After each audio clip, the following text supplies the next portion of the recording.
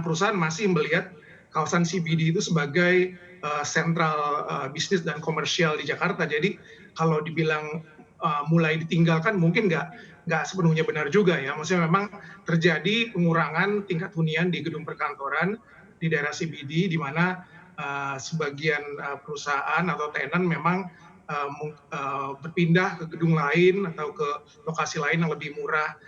Dan sebenarnya tren tersebut sudah terjadi dalam beberapa tahun terakhir ya, seperti kita lihat di dalam 3 tahun terakhir ini kondisi ekonomi yang belum terlalu membaik itu membuat beberapa tenan melakukan efisiensi dan sehingga memilih untuk merelokasi ke gedung-gedung lain yang harganya lebih murah. Dan ditambah lagi memang dalam awal tahun ini kita terkena pandemik, itu juga semakin menambah beban bagi perusahaan-perusahaan ataupun tenan-tenan yang ada, sehingga tren penurunan tingkat hunian itu pun juga masih terus berlanjut.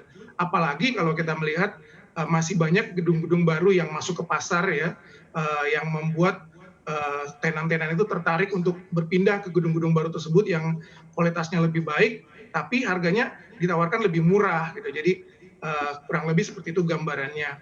Dan juga terkait dengan kondisi sekarang ya, dengan pandemik yang sekarang ada ini, memang terjadi kecenderungan perusahaan-perusahaan memilih untuk berkantor di tempat-tempat yang konsepnya lebih fleksibel ya.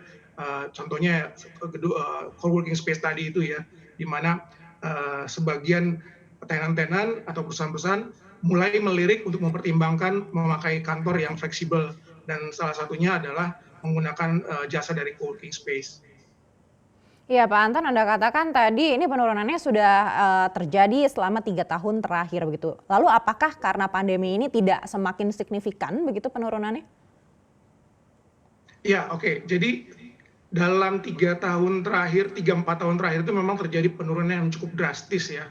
Kalau di CBD itu tadinya 85% ya 4 tahun lalu, sekarang hanya 75% tingkat hunian.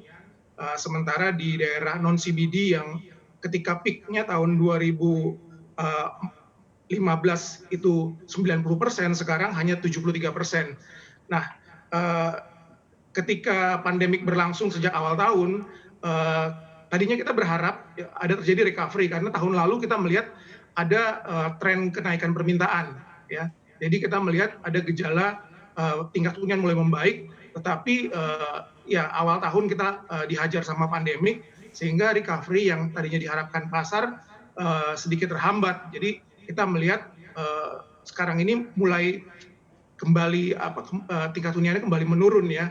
Makanya dari 76% tahun lalu sekarang mulai menurun kembali ke 75%. Sementara kalau yang di daerah non CBD itu dari 75% turun ke 73% berdasarkan data yang terakhir. Jadi dari 85% di 4 tahun yang lalu, ini sebenarnya penurunannya 10% saja begitu, sampai di tengah pandemi ini 75%. Ya, berdasarkan historical pasar sebenarnya angka itu cukup dalam ya, karena 10% itu cukup signifikan ya.